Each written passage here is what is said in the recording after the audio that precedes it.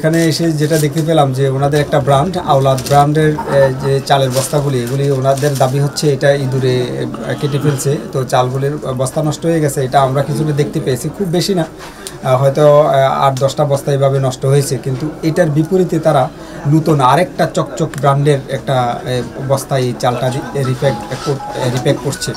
তো তাদের দাবি হচ্ছে যে ওনার নতুন যে ক্রেতা, এই ক্রেতাই এই বস্তাটা ওনাদেরকে এই চুজ করে দিয়েছে, এই বস্তাতে চাল রিপ্যাক করে দেওয়ার জন্য বলছে। তো তাহলে এই ক্রেতা কিন্তু আবার অন্য জায়গায় বিক্রি করবে, নতুন ব্র্যান্ড হয়ে গেল। তো এইটা যেন না হয় আমরা ওনাদেরকে এটা বলেছি আর কি। আর একটা যেটা এর আগেও আমরা ইসাক, সেখানে আমরা দেখেছি যে তাদের এখানে প্রচুর বস্তা পাওয়া গেছে। এই তাদের চালটা তারা আসলে নিজের কোনো ব্র্যান্ড নাই, তো বাজার থেকে বস্তা কিনেই আসলে এখানে রিপ্যাক করে আর কি। তার ওই কারখানাটা আমরা অপরিচ্ছন্ন পেয়েছি, তেলাপোকা পড়ে আছে, প্রচুর শত শত তেলাপোকা মরে পৌঁছে আছে। তো এই বিষয়টাও আমরা দেখেছি।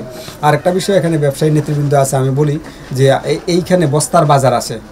আমি বিষয়টা একটু স্পষ্ট করে দেই, বস্তার বাজার আছে যেখানে এই ব্র্যান্ডের নন ব্র্যান্ডের বিভিন্ন হাজার হাজার বস্তা বিক্রি হয়। তা আমি ব্যবসায়ী নেতৃবৃন্দকে অনুরোধ করব যে এই বস্তাগুলি তাহলে কোথায় যায়? তাহলে বস্তাগুলি অবশ্যই নকল চাল হিসেবেই বাজারে যাচ্ছে। এটা যেন ব্যবসায়ীরা যেন উদ্যোগ গ্রহণ করে এবং এই নকল চাল নকল পণ্য বাজারে সাপ্লাই দেওয়া থেকে যেন তারা কার্যকর পদক্ষেপ গ্রহণ করে।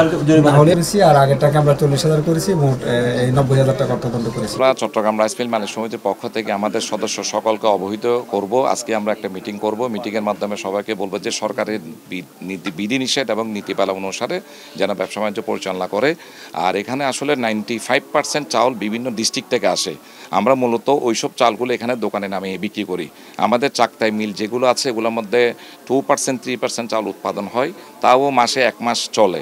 তো এগুলো দিয়ে আমরা আসলে আমাদের মিল মালিকদেরকে বলবো ওনাদের নিজস্ব বস্তাতে ওনাদের মিলের নাম ঠিকানা লিখে এই চাউলগুলো মজুতকরণ করে বাজারে বিক্রি করার জন্য। আমার নাম